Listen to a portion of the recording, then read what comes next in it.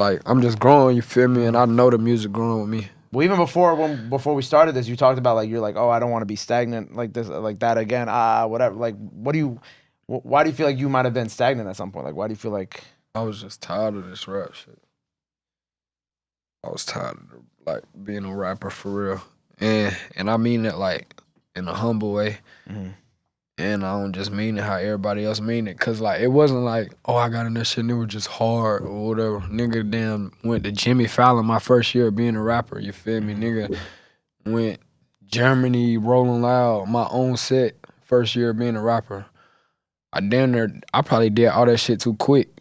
But it wasn't even that stuff. It was more so like shit behind closed doors and like pussy shit that come with being a rapper. Like the extra shit. Yeah, all the extra shit. Like that's was the shit that stirred me away from being a rapper and like shit that happened behind closed doors. Shit like that. Real life shit. I will always be like, man, I'm going on the road. I'm coming back home to real life. Every time. That shit, it was like backwards. So you feel like when you on the road, that's kind of like obviously that's like your escape from like everything else going on. But then you hell nah, I wouldn't just say that. I wouldn't say that, but you could say that too, but I wouldn't, cause shit. You feel like even on the road, I just like it wasn't even about me getting in it, like escape or nothing. It was just like me switching the shit up. Feel me? Like new environment, new everything, and then it was like boom. When I went to that new environment, I started switching shit up. Like I just got back in the space like comfortably to want to rap, not force that shit. You feel me? For sure. Because even I think the day that we're recording this, you put up a post and you said that I remembered who raised me. Yeah. And got back to work and came up with this body of work. Nah, for sure, so. Ready? Because for sure, so. And I made that caption. Ain't nobody made that caption for me.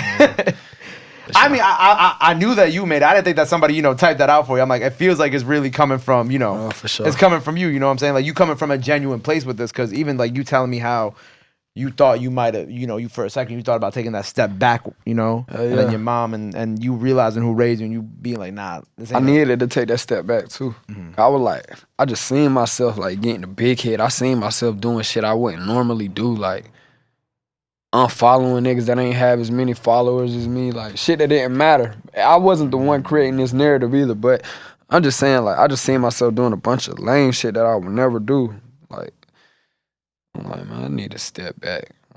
Like going to the one way every day, hanging with the bros. Oh God, nigga went and going to the studio. Or so you took like a self-reflection type thing, and you realized that there was. It wasn't just like me saying, oh, I'm tired of everybody. It was like. You peeped the things that you were doing that were out of your character, and you were just like, like you said, like I'm following people who might have less followers than you. You're like, wait a second, like that's not me, bro. I apologize to any nigga I done took off an album, bro. I took niggas off albums and shit like before this. Big artists.